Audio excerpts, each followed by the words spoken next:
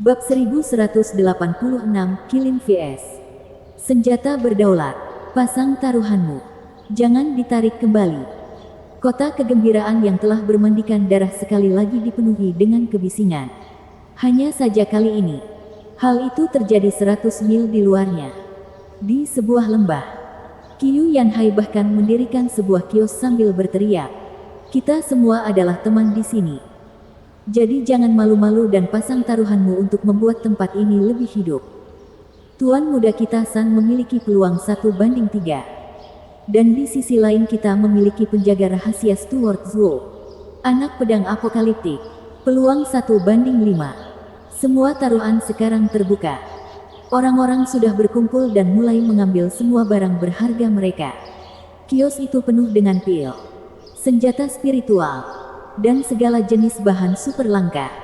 Dengan keras, toples anggur merah besar membuat papan kios berderit. Semua orang tahu saat itu juga siapa orang aneh di balik taruhan eksotik itu. Wajah Qiu Yanhai berkedut, beralih ke hidung merah Wine Sword Immortal. "Senior, meskipun aku bilang tidak ada batasan untuk membuatnya lebih hidup, tapi kamu tidak bisa mengeluarkan sebotol anggur begitu saja. Itu seperti 10 batu roh. Top, kamu menyebut ini 10 batu roh. Apa yang Anda lihat di sini adalah anggur tua dan berkualitas dari klan Murong. Saya melakukan perjalanan ke rumah mereka hanya untuk mengambilnya sebelum ikut dengan Anda semua. Permintaannya selalu tinggi. Satu-satunya alasan saya bersedia berpisah dengan anggur yang begitu nikmat adalah melihat Anda semua begitu bersemangat." Wine Sword Immortal dilindungi. Qiu Yanhai menggelengkan kepalanya. "Baiklah. Saya akan menuliskan 10 batu suci. Karena senioritas Anda. Sekarang siapa yang akan kamu pertaruhkan? Bukankah sudah jelas? Tuan muda Stuart Zhuo, San." Wine Sword Immortal terkekeh. Dengan semua aksi yang terjadi sejauh ini, semua orang mengetahui kekuatan Gu Santong. Tidak kurang dari kekuatan kita. Dan sejak kita tiba di domain suci, semua orang mencapai tahap Raja Roh sementara kekuatannya juga harus meningkat. Sedangkan untuk anak pedang itu, dia tidak terlihat menarik. Jadi aku lebih memilih berada di sisi yang aman dan tetap bersama Tuan Muda San. Semua orang mengangguk setuju. Daripada mengambil risiko pada petarung tak dikenal, mereka lebih memilih mengambil risiko dengan bertaruh pada Gu Santong. Sebuah sitar kemudian menghantam kios. Diikuti dengan suara santai, "Saya bertaruh pada Sword Child, Liu Mubai." Wine Sword Immortal memberinya tatapan aneh. "Kamu tahu kekuatannya untuk bertaruh padanya?" Liu Mubai mencibir sambil menggelengkan kepalanya. "Tidak. Tapi bagi Zhuo Fan untuk menjadikannya pengawal pribadi, itu sudah cukup sebagai bukti. Bukan? Faktanya, menurutku Tuan Muda San sangat terburu-buru menerima tantangannya begitu saja. Mengetahui musuh itulah yang membuat Anda menang. Meskipun dia adalah buku yang terbuka, lawannya tertutup rapat. Itu sebabnya anak pedang memiliki peluang menang lebih tinggi. Masuk akal. Persis seperti yang kuharapkan dari Raja Pedang Sitar yang meluangkan waktunya untuk membalas dendam pada klannya. Penuh perhitungan dan jeli. Yang lain menyala dan mengalihkan taruhan mereka dari Gu Santong ke anak pedang." Wine Sword Immortal menjilat bibirnya yang kering saat dia memindahkan toples anggurnya juga. Liu Mubai, aku akan mempercayaimu dalam hal ini. Tapi sebaiknya kamu membayarku kembali jika aku kalah. Tentu. Dan sitarku juga termasuk di antara taruhan itu." Hahaha, Liu Mubai tidak mempermasalahkannya. Menatap para petarung di puncak mereka sambil tersenyum.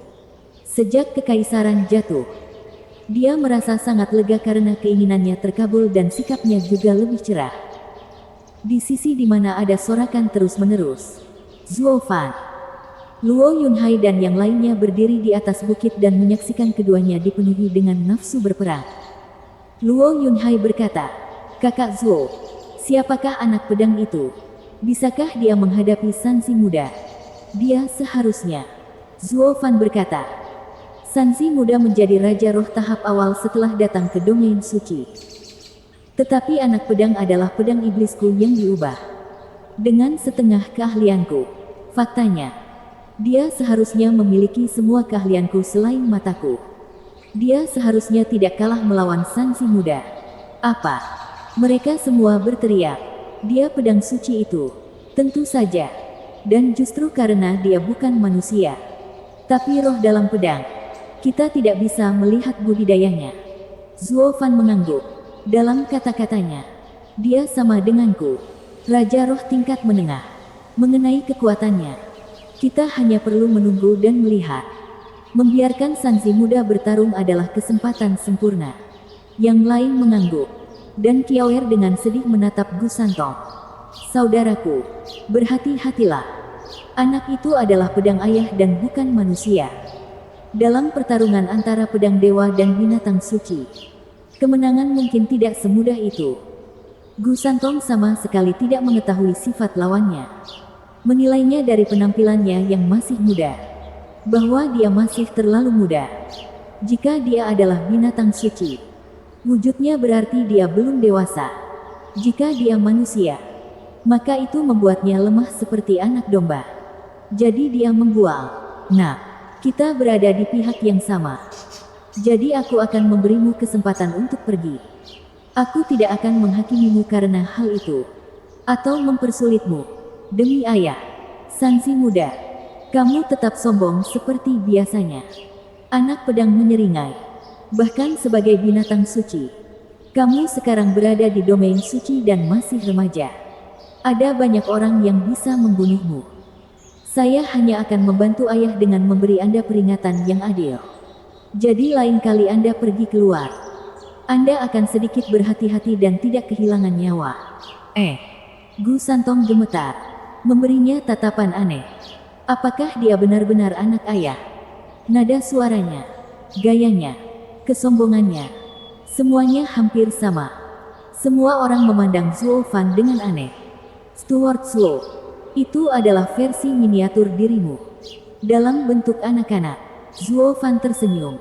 Anak pedang telah mengambil segalanya dariku. Menyerupaiku lebih dari seorang putra. Gu Santong tidak melihat reaksi dari Zuo Fan dan mengambil keputusan. Sepertinya anak itu tidak dekat dengan ayah.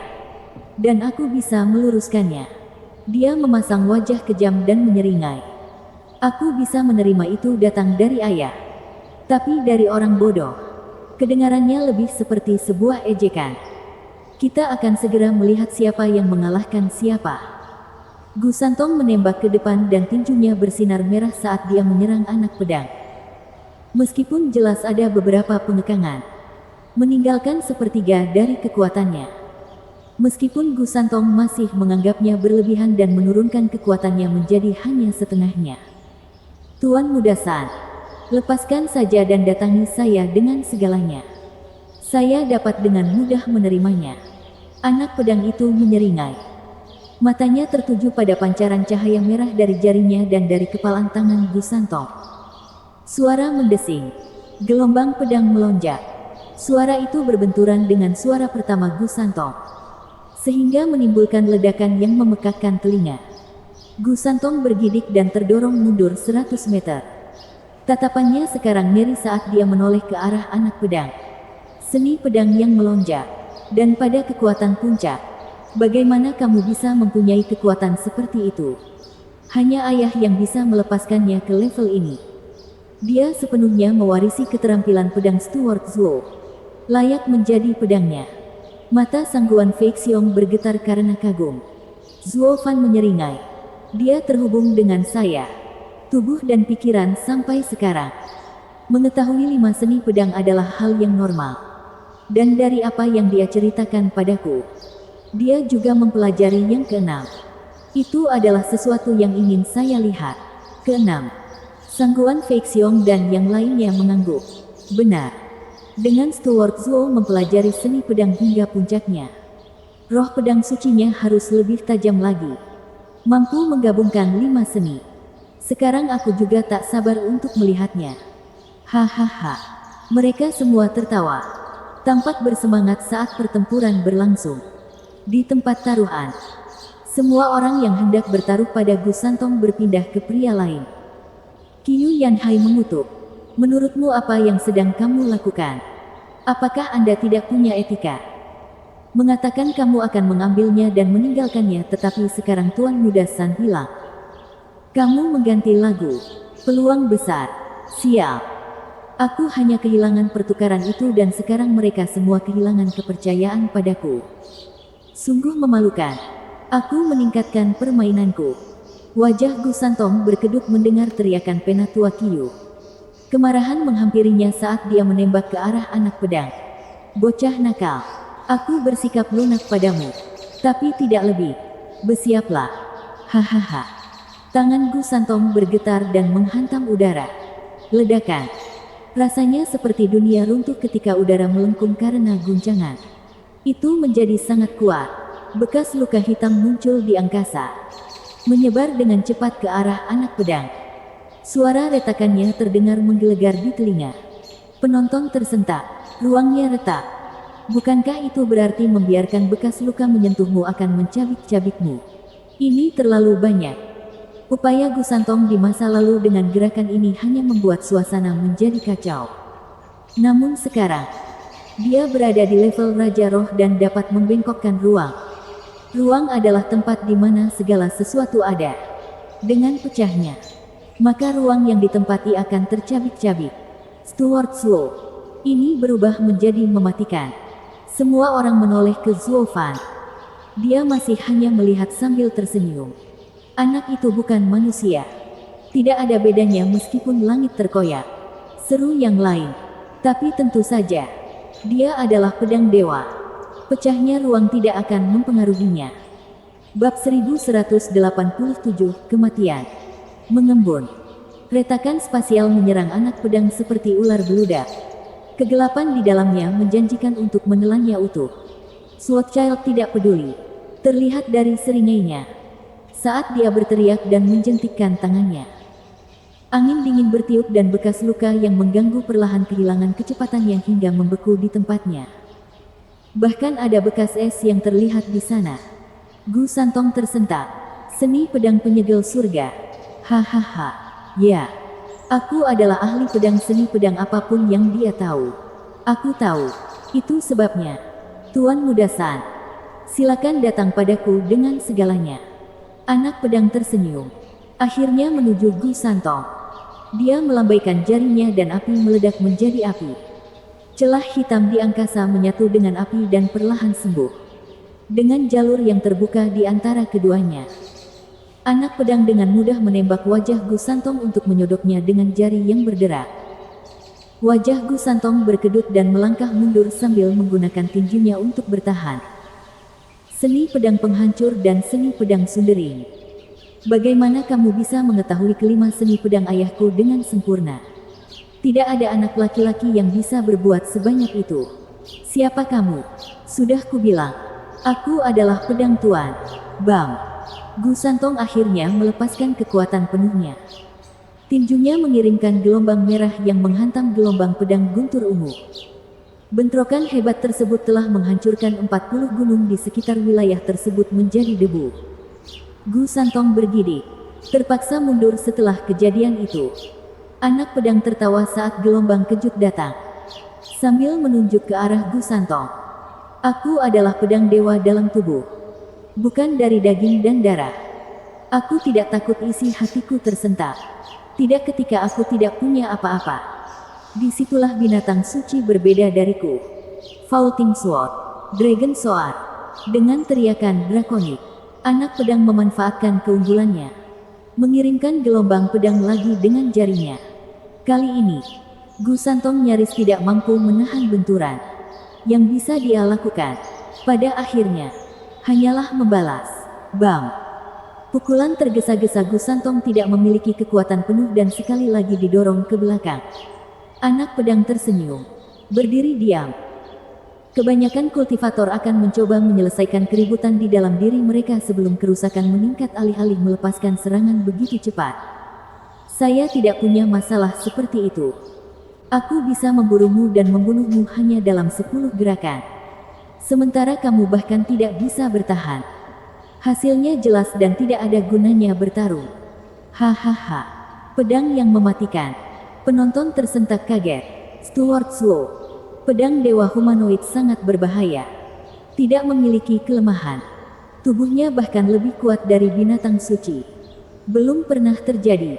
Zuo Fan mengangguk. Ya. Bahkan aku tidak mengira Sanzi muda akan kalah begitu cepat. Itu sebabnya anak pedang sangat berterima kasih karena aku menyempurnakan tubuhnya seperti itu. Sebagai pedang dewa, pedang ini benar-benar seperti dewa. Saya ingin tahu apakah ada sesuatu di luar sana yang dapat menahannya. Zuo Fan merenung. Dia memiliki semua yang kumiliki. Kecuali matanya. Semua orang sangat serius. Anak pedang sungguh mengerikan.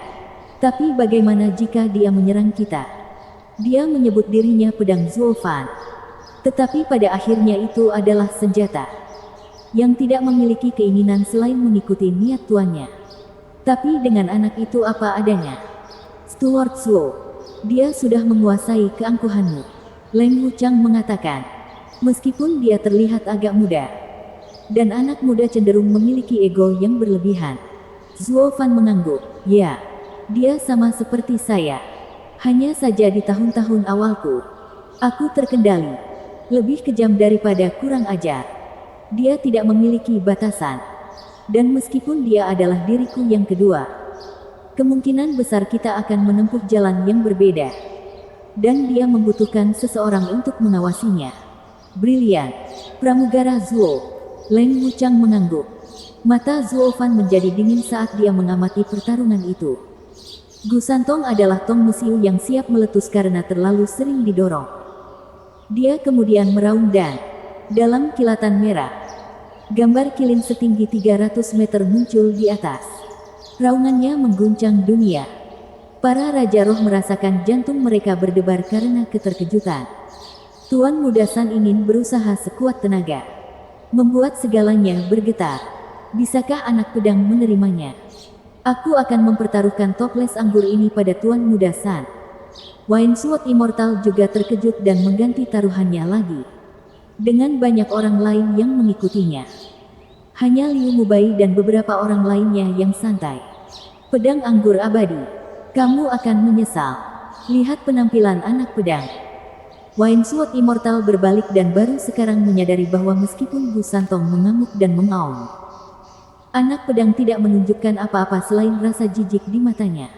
Tuan Muda San, karena Anda tidak tahu bantuan apapun saat melihatnya. Anda tidak memberi saya pilihan. Mata anak pedang bersinar dan mengangkat satu jari. Kekuatan hitam berkumpul. Kamu berusaha sekuat tenaga. Jadi kamu harus melihat seni pedang keenamku. Kekuatan pedang apokaliptik. Mata Gu Santong yang sombong bergetar. Tidak mampu menerima ejekan telanjang pihak lain.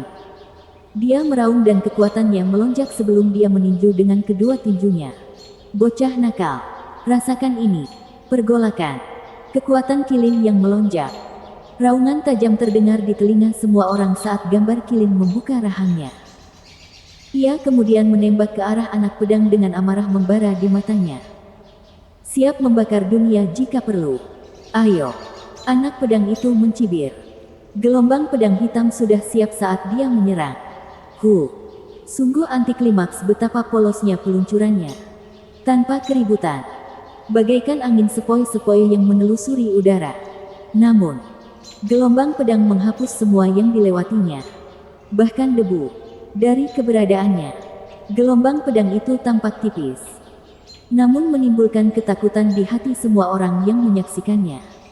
Bukan kehancuran total dan ledakan yang menakutkan. Tapi gerakan diam namun menghancurkan yang bisa merenggut nyawa tanpa meninggalkan bekas. Zuo Fan keluar selama 2 detik sebelum dia sadar dan memahami kesenjangan di antara para petarung. Anak pedang, hentikan ini sekarang juga. Terlalu sedikit, sudah terlambat. Gelombang pedang hitam mencapai gambar kilin muda Sanzi. Tapi tidak ada ledakan. Bahkan tidak ada suara kegagalan. Gelombang hitam melewati gambar itu. Membuatnya berhenti sejenak sebelum menghilang. Terhapus dari dunia ini. Sanzi muda terbatuk-batuk karena serangan balasannya. Tampak pucat. Tetapi gelombang hitam datang dengan kematian di belakangnya. Sanzi muda panik. Semua orang panik. Ini adalah kematian. Anak pedang. Apa kau tidak mendengarku? Aku sudah bilang padamu untuk berhenti. Zuo Fan berteriak dengan marah. Alis Swordchild bergetar dan memberikan senyuman kejam pada wajah panik itu. Tanpa niat untuk berhenti. Ruang itu mulai melengkung. Dengan anak pedang sebagai pusatnya. Dia kembali menatap Zuo Fan dengan cemberut. Hanya untuk melihat tatapan dinginnya dan 7 lingkaran cahaya emas di mata kanannya. Tuan, jangan. Mata ilahi dari kekosongan tahap ke-7.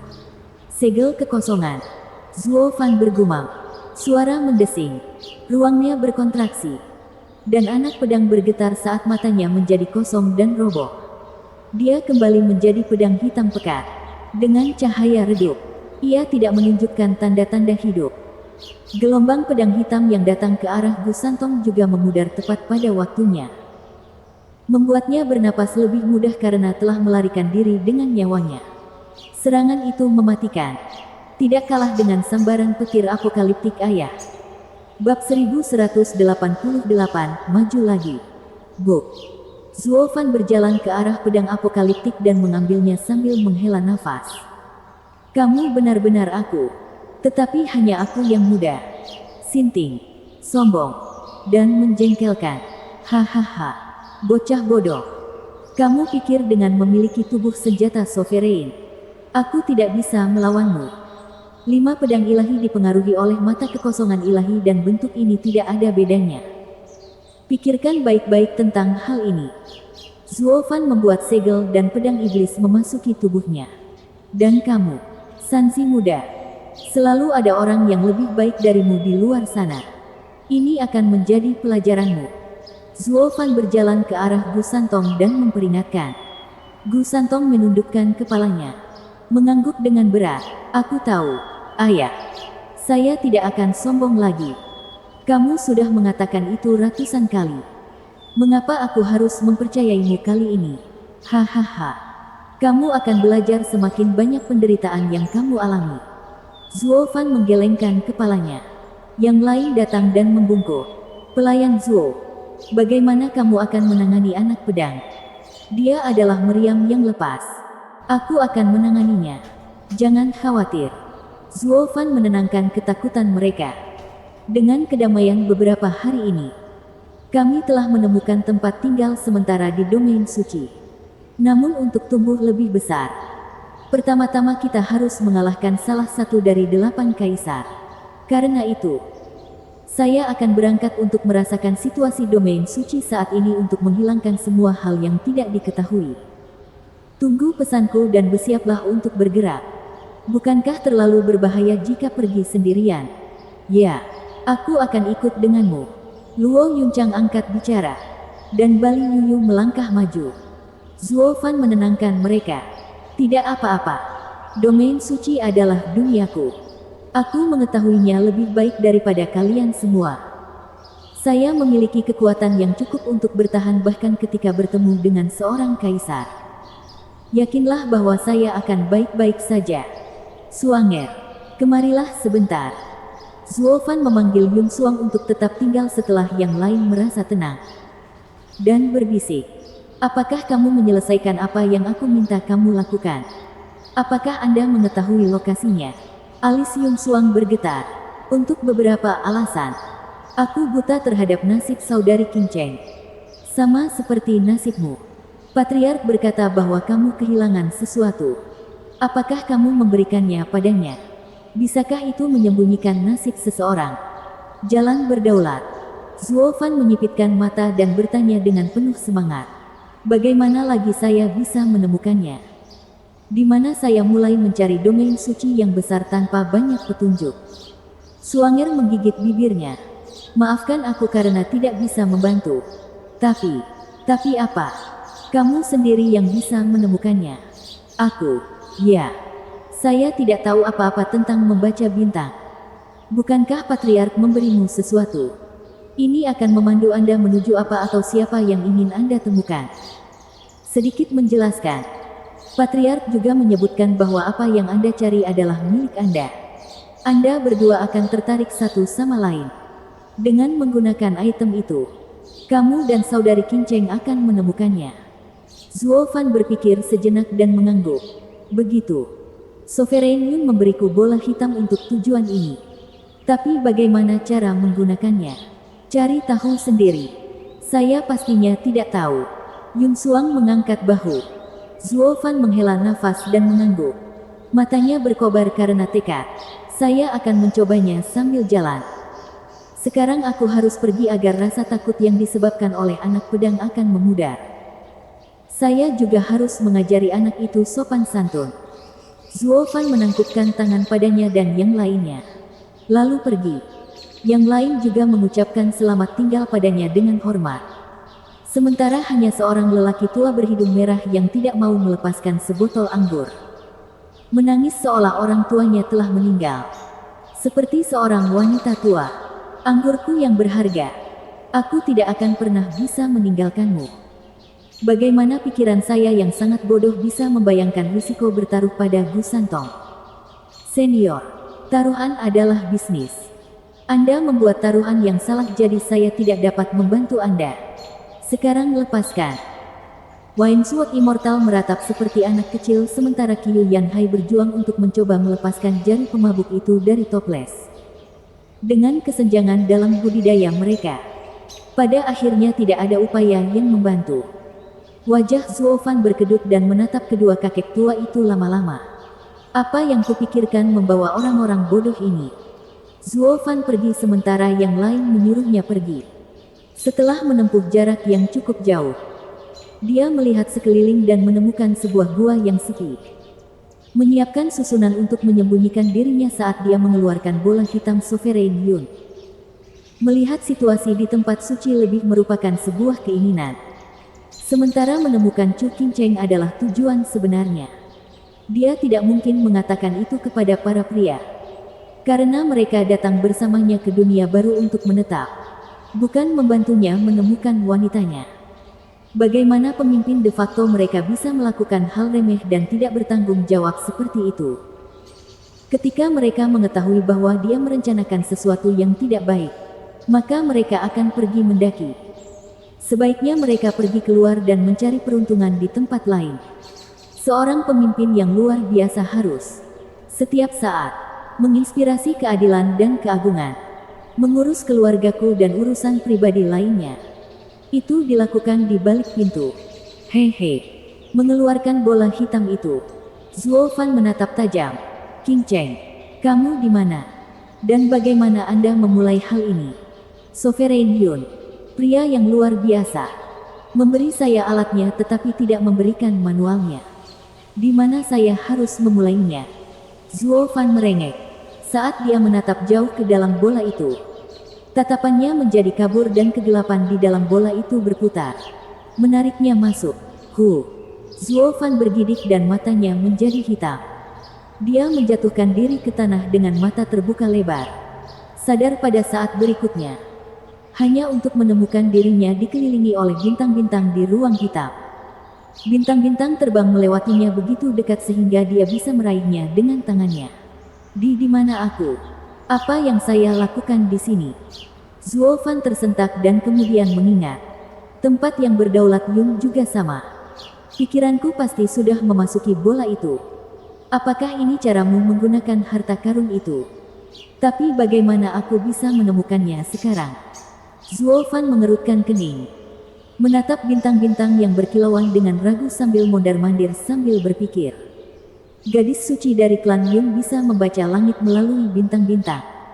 Sovereign Yun juga membaca nasib manusia melalui bintang-bintang. Mungkin untuk menemukan Qingcheng aku harus memahami pergerakan bintang. Haruskah saya pergi ke Suanger untuk mendapatkan tip? Tapi itu lebih terlihat seperti suatu sifat daripada seni. Pemimpin klan Yun adalah satu-satunya yang mampu melakukannya. Apa yang harus dilakukan? Zuo Fan menatap ke langit dalam dilema. Wajahnya mulai mengendur saat dia mengamati cahaya bintang. Menyadari sesuatu yang aneh. Nah, manusia adalah makhluk tertinggi di dunia. Dasar dari semua hal lainnya. Manusia memiliki 360 kosmos kecil di dalamnya yang berfungsi selaras dengan alam semesta. Setiap orang memiliki bintang pelindung. Saat Anda mengamati langit, Anda sebenarnya sedang melihat nasibnya. Mata Anda tidak melihat langit malang berbintang, melainkan siklus reinkarnasi alam semesta. Untuk menemukan apa yang kamu cari, gunakan hatimu dan kamu akan meraihnya. Sebuah suara tua berbisik di telinganya, membuat jantungnya berdebar kencang dan lebih fokus pada bintang. Zuo Fan menatap kosong, mengabaikan segalanya. Waktu itu sendiri, saat dia menatap awal dan gerakannya, Yuan Qi-nya mulai bergerak mengikuti bintang-bintang dengan pola yang aneh dan membingungkan. Pada satu titik, dia menyadari bintang-bintang menyatu dengannya. Memandang bintang-bintang bagaikan melihat isi perut tubuhnya. Aliran darah, pernafasan, semuanya membuat organ tubuhnya bergetar. Memahami itu semua, saya ingin menemukan Qin Cheng. Saat dia memahami segalanya, jantungnya berdebar kencang dan bintang-bintang mengikuti keinginannya. Indranya merasakan 9 bintang paling terang membentuk garis, melesat ke arah timur. 9 bintang berturut-turut, menipu langit dan mengubah nasib. Tersembunyi dari kekuatan penguasa, dia di timur. Zuo Fan menyala dan terbangun. Dia bangkit dan menemukan bola hitam di sisinya, menyingkirkannya. Zuo Fan sangat bersemangat saat dia keluar dari gua. Dia menyadari saat itu gelap, dengan bintang-bintang di langit sama dengan yang dia lihat di bola itu. Dan 9 bintang paling terang membentuk garis. Apakah bola hitam itu mempengaruhi bintang-bintang? Atau apakah bola itu mencerminkan apa yang ada di dalam bola hitam itu? Atau mungkin Zuo Fan yang mengendalikan mereka? Bingung. Zuo Fan merasa tercengang. Sial, aku maju lagi. Aku sekarang adalah Raja Roh tahap akhir. Yang lebih penting adalah tingkat budidaya permukaannya telah turun ke lapisan pertama tahap tempering tulang. Hatiku tumbuh sekali lagi. Bab 1189, Sekte Ruby Cloud. Suara mendesing. Di bawah langit yang cerah dan cerah, Zuo Fan melesat melintasi daratan. Matanya memancarkan cahaya aneh saat dia menggunakan bintang sebagai pemandunya. Melirik ke langit, dia menyipitkan mata dan tersenyum. Dia semakin mendekati posisi terakhir dari 9 bintang. Mendekati posisi yang ingin dia lihat. Zuo Fan menjadi bersemangat. Sejak dia melihat bintang-bintang di dalam bola hitam itu, dia merasa aneh. Seperti ada sesuatu yang menghubungkannya dengan segala hal kecil di dunia. Dia bahkan bisa melihat bintang di siang hari bolong. Kakak senior, Tuan menyuruh kami mengambil piala berkilau emas ungu dan bertemu dengan kelompok bibi senior di kota Kabut untuk kompetisi harta karun. Untuk memastikan kami mendapatkan peta laut neter. Tapi aku merasa tidak enak meninggalkan adik perempuanku sendirian. Dan kenapa tidak? Gadis bodoh itu memiliki bakat dan kekuatan yang jelas. Bukan hanya aku, tapi kalian semua lebih kuat dari dia. Apa gunanya membawa beban mati? Dia hanya mengandalkan bantuan Tuan untuk datang dan mendapatkan bagian, tidak peduli seberapa besar kesalahannya. Tapi Tuan berkata begitu. Diam. Gadis memuatkan itu pasti merangkai kata-kata manisnya pada Tuan. Yang dia kuasai hanyalah menyedot. Tidak mungkin aku akan berbagi pujian.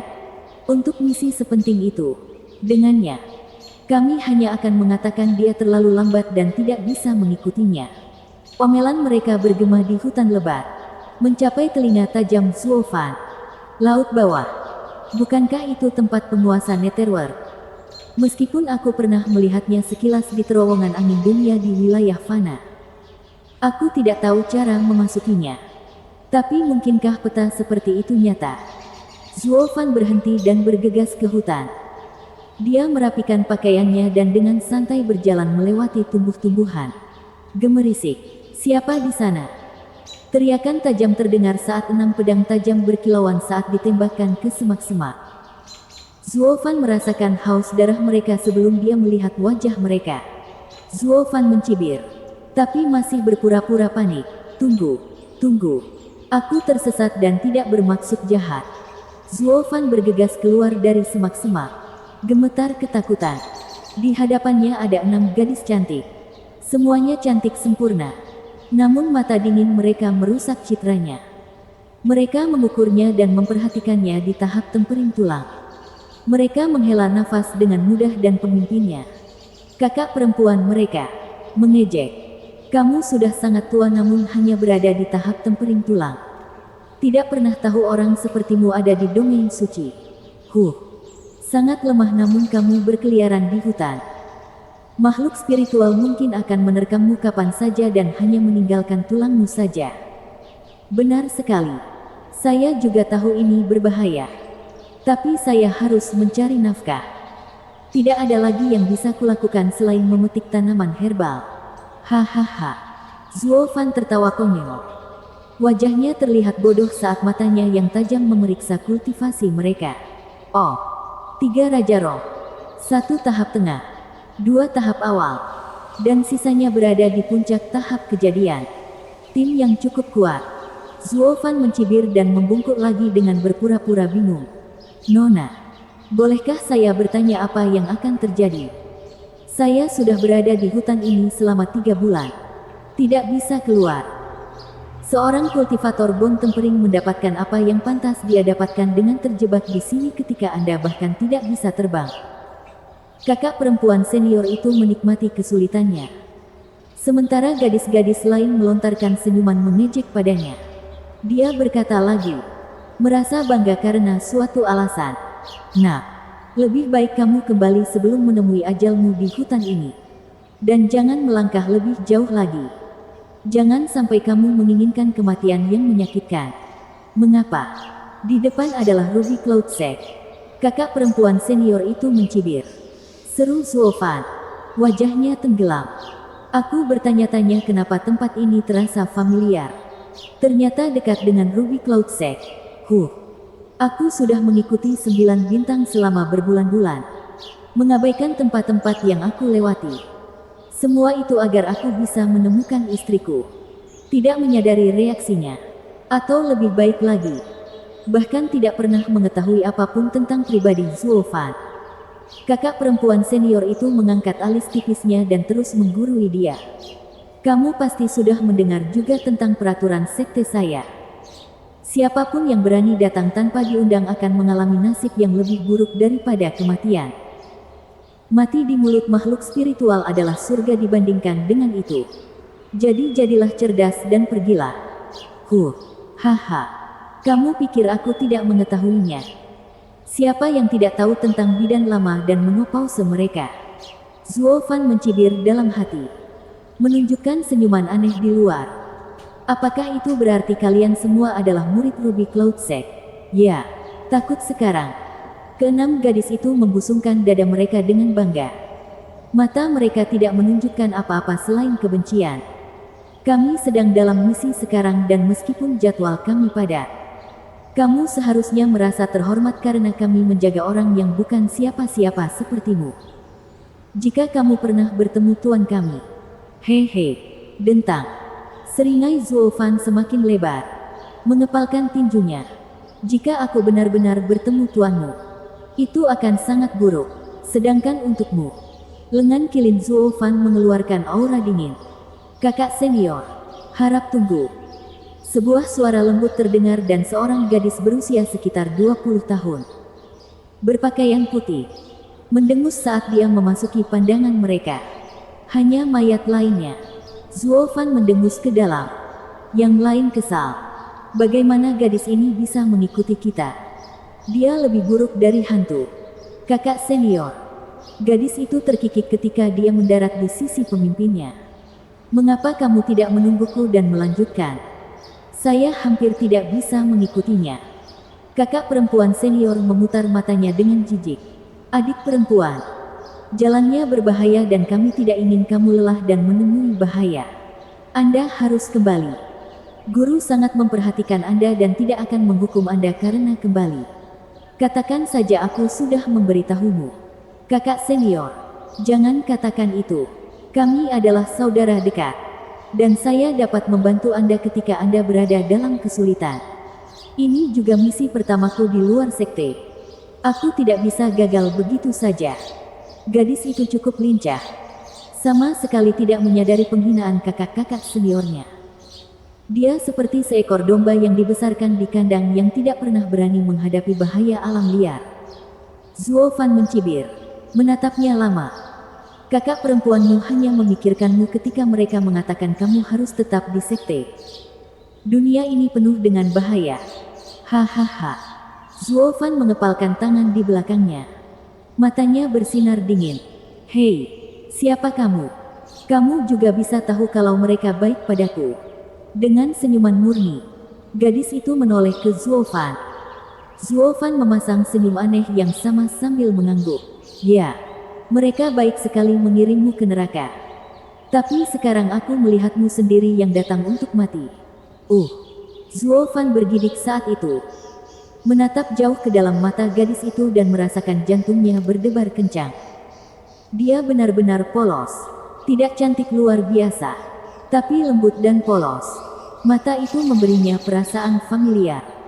Gadis itu menatap matanya pada saat yang sama. Bingung sejenak. Apakah kita pernah bertemu sebelumnya? Siapa namamu? Jantung Zuo Fan melonjak. Qing Cheng. Gadis itu berbicara tanpa ragu-ragu. Menganggap Zuo Fan sebagai salah satu temannya saat itu juga. Chu Qing Cheng. Zuo Fan membeku saat dia menerimanya sepenuhnya dan bergumam seperti dalam mimpi.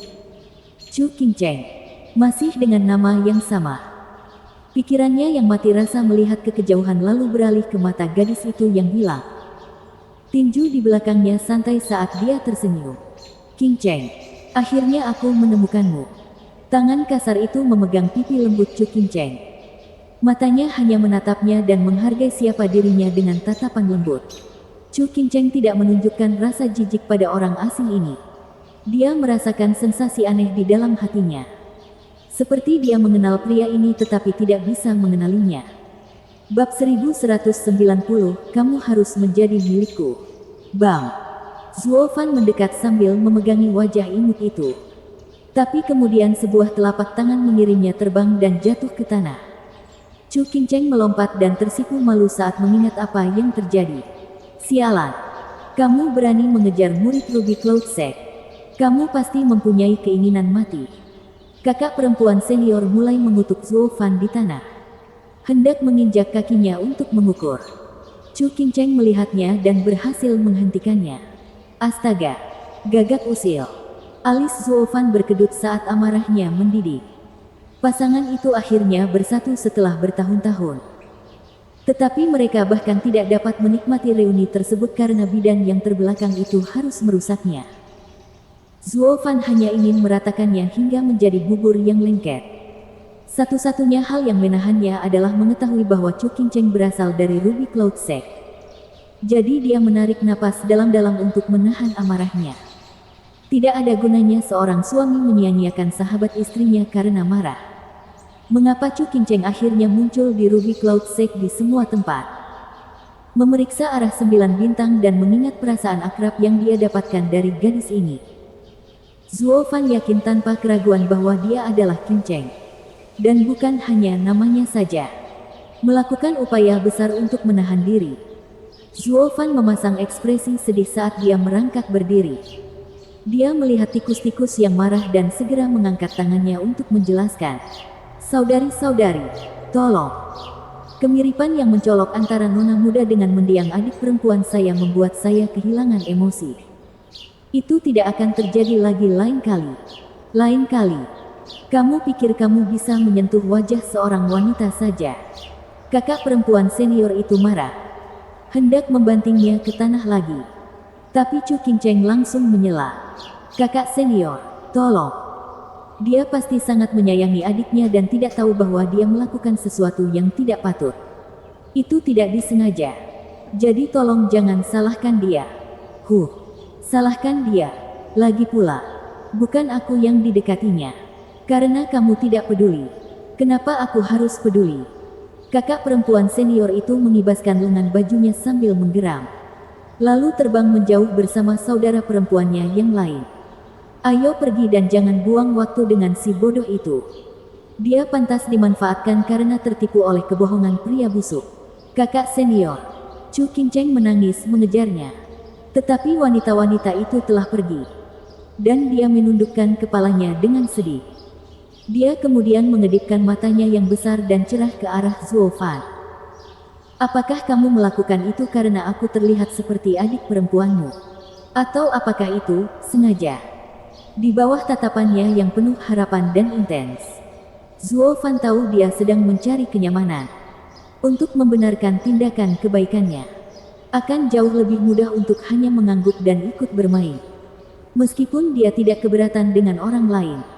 Terhadap Qin Cheng, dia bisa berbohong.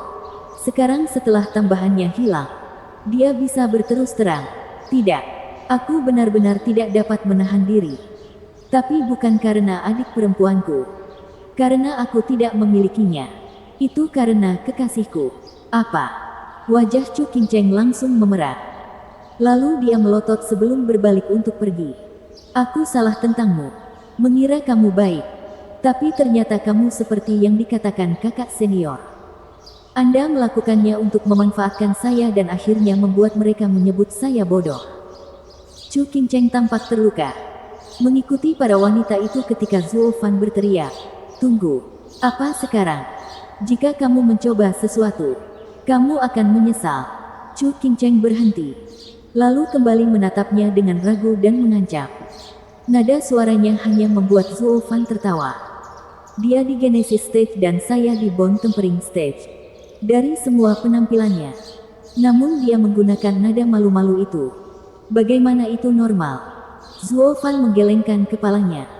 Memberinya tatapan yang panjang dan dalam. Nona, saya tidak mempermainkan Anda. Saya juga tidak mencoba memanfaatkan Anda. Itu benar-benar karena aku melihatmu sebagai kekasihku. Istri saya meninggal dan melihat Anda mirip dengannya. Emosi saya meluap-luap. Chu Qin Cheng memulai menatap tatapan jujur Zuo Fan dan tersipu saat dia memberikan anggukan lemah. Kamu pasti sangat mencintai istrimu. Maka aku tidak akan menahanmu atas apa yang terjadi. Nona muda yang naif itu berbalik. Ingin pergi setelah masalahnya selesai. Tunggu. Kali ini ada apa? Chu Qin Cheng berhenti dan melihat ke belakang dengan rasa ingin tahu. Zuo Fan menghela nafas. Nona Chu, menurutku kamu adalah orang baik. Bisakah kamu membantuku sedikit? Saya tersesat di hutan ini dan bisakah Anda memberi saya tumpangan? Membawamu bersamaku. Kamu tidak bisa. Kurasa aku bisa. Dia tampak berkonflik. Tetapi bertentangan dengan permintaan Zuo Fan. Dia tidak bisa menolaknya. Dia dengan malu-malu pergi ke sisi Zuo Fan dan melihat apakah pantainya bersih sebelum dia mengulurkan tangan di pinggangnya. Aku akan menerbangkanmu. Jangan bergerak. Chu Qin Cheng melompat dan mereka berada di udara. Zuo Fan memanfaatkan momen ini untuk meraih pinggangnya. Chu Qin Cheng panik dan tersipu lebih keras. Apa yang kamu lakukan? Lepas tangan. Nona. Saya seorang kultivator Bone Tempering dan saya takut untuk pertama kalinya terbang. Dengan senyum lebar, Zuo Fan memanfaatkan semua yang dia bisa. Chu Qin Cheng menyerah pada tangannya yang licik dan fokus membuat perjalanan sesingkat mungkin. Pada satu titik, kepala Zuo Fan terangkat dan bersandar di bahu gadis itu. Chu Qin Cheng tersentak dan menangis lagi.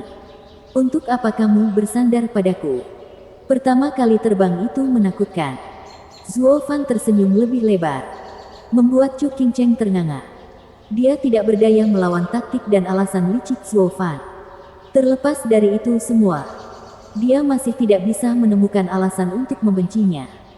Malah mengambil napas dalam-dalam untuk memperingatkan.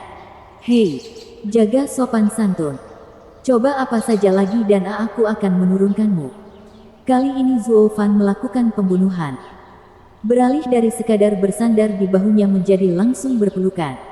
Hati Chu Qin Cheng kacau. Pipinya mengepul karena merahnya. Apa yang sedang kamu lakukan? Biarkan aku pergi.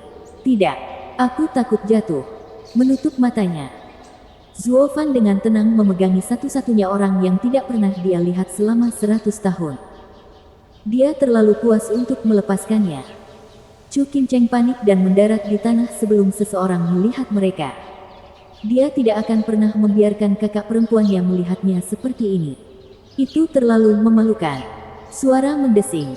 Keduanya mendarat. dengan Zuo Fan memeganginya seperti gurita. Wajah Chu Qingcheng berkedut dan membentak, "Hei, kita di tanah. Sekarang turun." "Tidak, kamu berbohong. Kita pasti berada di udara dan aku tidak akan tertipu." "Hehehe." Nona muda itu telah bertemu dengan bajingan terbesar di antara mereka semua. Dengan kulit paling tebal yang pernah ada saat dia menggunakan segala trik untuk tetap terpaku padanya. Chu Qingcheng menyipitkan mata dan mendengus sebelum dia menggunakan kekuatan. Melemparkan Zuo Fan dengan keras. Dia mendarat di tanah dengan keras. Chu Qingcheng melotot. "Kamu benar-benar mengambil keuntungan kali ini dan kamu berani berbohong padaku. Nona muda Chu." Zuo Fan membersihkan pakaiannya sebelum dia tersenyum. "Sebelum saya menjawab, maukah Anda menjawab dua pertanyaan terlebih dahulu? Apakah ada orang yang kamu suka?" Zuo Fan langsung melanjutkan sebelum dia bisa menjawab. Chu Qingcheng menggelengkan kepalanya. Zuo Fan tersenyum. "Apakah kamu bertunangan?" Chu Qingcheng memulai lalu menggelengkan kepalanya. "Kenapa dia menanyakan ini padaku?" "Besar." Zuo Fan mendapatkan jawaban yang dia inginkan dan tertawa. Datang ke hadapan Chu Qingcheng dan mengulurkan tangan untuk memeluknya erat sambil menatapnya dengan penuh kerinduan. "Sekarang aku akan menjawab jawabanmu. Aku melakukannya dengan sengaja. Karena aku menyukaimu. Kamu harus menjadi milikku." Dong. Pikiran Chu Qingcheng kabur. Matanya kabur. Apa yang sebenarnya terjadi? Bagaimana aku menjadi milikmu begitu saja? Dia akhirnya bereaksi setelah beberapa saat dan mendorongnya. "Kamu gila. Kita baru bertemu beberapa jam yang lalu dan aku tidak tahu siapa kamu." "Saya Zuo Fan. Di sana. Sekarang kita bukan orang asing. Qingcheng, ikut denganku." Seolah-olah saya adalah murid Ruby Cloud Sekte. Kalau soal pernikahan, aku harus memberitahu tuanku. Seekor gagak tua ikut campur dalam urusanku. "Qingcheng, ikut aku. Tidak ada yang bisa menghentikan kita." Zuo Fan berteriak. Suaranya penuh dengan kekuatan. Bersambung.